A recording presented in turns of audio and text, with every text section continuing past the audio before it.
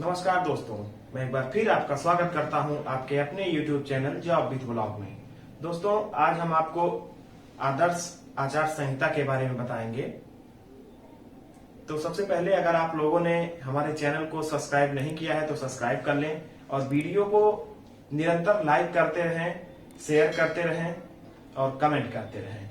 दोस्तों, प्रश्न उठता है कि चूंकि आप लोगों को पता होगा कि आगामी लोकसभा चुनाव हमारे देश में आयोजित होने वाले हैं।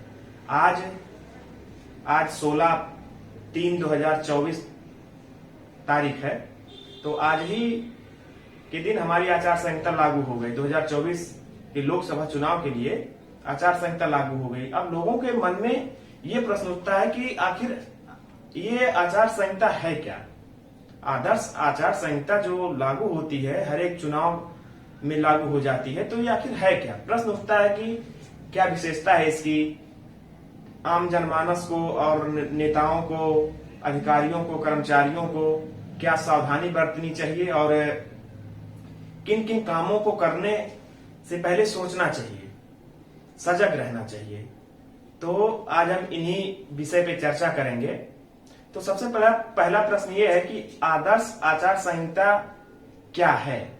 दोस्तों, जब हमारे देश में चुनाव होता है, चाहे वो लोकसभा का चुनाव हो, चाहे वो विधानसभा का चुनाव हो और चाहे वो नगर निकाय चुनाव हो, तो उसमें जो है ये जब तिथियां घोषित हो जाती हैं तो आदर्श आचार संहिता जो है वो लागू हो जाती है। इसी को हम आचार संहिता कहते हैं। तो अब ये दूसरा प्रश्न ये उठता है कि आखिर किन किन परिस्थितियों में लागू होती है, क्या क्षेत्र होते हैं उसके। तो हम ये बताना चाहते हैं कि अगर लोकसभा का चुनाव है तो उसमें पूरे देश में, चूंकि ये पूरे देश में चुनाव होता है, तो पूरे देश में ये आचार संहिता लागू होती है। और अगर किसी राज्य का चुनाव है, जैसे मान लीजिए कि मुख्यमंत्री का चुनाव होने वाला है, जिसमें विधायक निर्वाचित होकर के जाते हैं विधानसभा में और संसद में जाते हैं, लोकसभा में जाते हैं हमारे माननीय सांसद। तो जब राज्य का चुनाव होता है तो पूरे राज्य में आचार संहिता लागू होती है। और जब नगर निकाय का चुनाव होता है तो उन क्षेत्रों में जहां नगर निकाय का चुनाव होता है, उन क्षेत्रों में जो है आचार संहिता लागू होती है। दोस्तों, तो अभी आप लोगों को ज्ञात होगा कि आज जो है 16 तारीख है, मार्च की 16 तारीख है। तो आज ही हमारे चुनाव की तिथियां, लोकसभा चुनाव की तिथियां घोषित हो गई हैं। तो आज ही से जो है आचार संहिता लागू हो गई है। इसमें एक प्रश्न और उठता है कि जैसे मान लीजिए जो अधिकारी हैं, कर्मचारी हैं, उनको जहां उनकी पोस्टिंग है वहां से उनका स्थानांतरण दोस्तों जब तक आचार संहिता लागू है तब तक नहीं हो सकती है।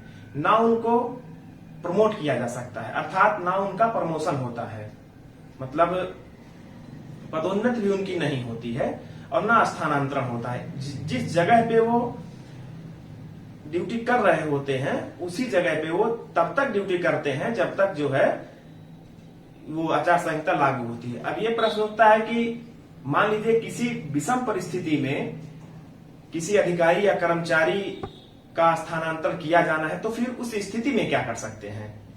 तो उस स्थिति में दोस्तों, जैसे मान लीजिए कि कोई अधिकारी कर्मचारी का स्थानांतरण करना है तो आयोग से अनुमति प्रदान करनी होती है, अनुमति लेनी होती है, तभी आप जो है किसी अधिकारी कर्मचारी का जो है ट्रांसफर कर सकते हैं, स्थानांतरण कर सकते हैं। तो हमारे नेताओं को, हमारे जनता को ये सावधानियां बरतनी चाहिए। आचार संहिता में देश में हमारे लागू हो चुका है आचार संहिता, बहुत ही सावधानी से रहना चाहिए। ठीक है, तो ये जानकारी आप लोगों को कैसी लगी?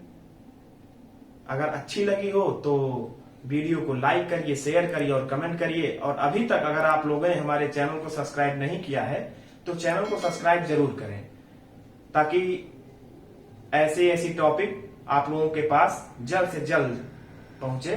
धन्यवाद दोस्तों, नमस्कार।